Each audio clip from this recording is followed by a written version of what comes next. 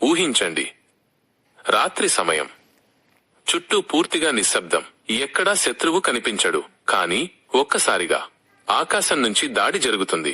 మీరు ఎవరినీ చూడలేరు, ఏ పెద్ద శబ్దం వినిపించదు. కానీ ప్రమాదం ఇప్పటికే మీపైకి వచ్చేసింది. అది మనిషి కాదు, అది ఒక డ్రోన్. ఇది సినిమా కాదు, ఇది ఇప్పటికే నిజమైన యుద్ధాల్లో జరుగుతోంది.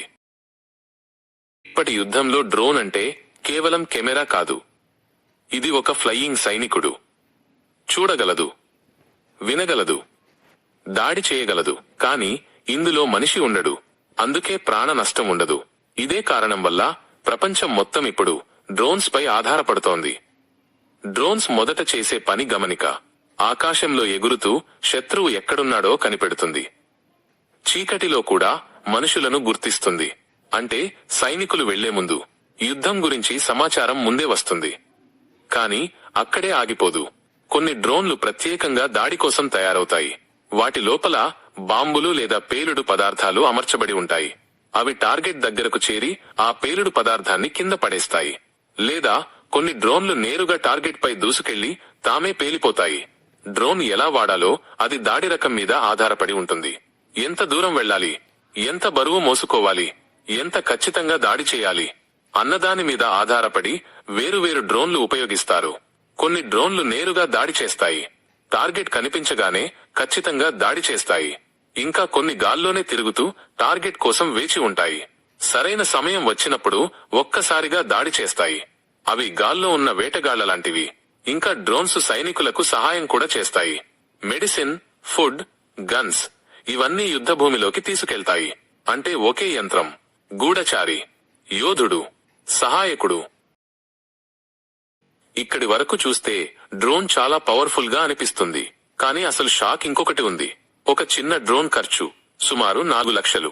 కానీ అదే డ్రోన్ ను కూల్చడానికి వాడే మిస్సైల్ ఖర్చు 4 కోట్ల వరకు ఉంటుంది. ఇక్కడే యుద్ధం పూర్తిగా మారిపోతుంది. ఒక చిన్న డ్రోన్ పంపి శత్రువుకు కోట్లలో నష్టం కలిగించవచ్చు. ఇది కేవలం యుద్ధం కాదు, ఇది ఆర్థిక యుద్ధం. అందుకే ఇప్పుడు ఒక కొత్త ఆలోచన వచ్చింది. డ్రోన్ ను కూల్చడం మాత్రమే గెలుపు కాదు, దాన్ని తక్కువ ఖర్చుతో ఆపితేనే నిజమైన విజయం. ఒక 4 లక్షల డ్రోన్ ను 4 కోట్ల మిస్సైల్ తో కూల్చితే మీరు గెలిచినట్టు కనిపించినా మీరు నష్టపోయారు. కానీ అదే డ్రోన్ ను తక్కువ ఖర్చుతో ఆపగలిగితే అది స్మార్ట్ డిఫెన్స్. ఇప్పుడు ఒక పెద్ద ప్రమాదాన్ని ఊహించండి.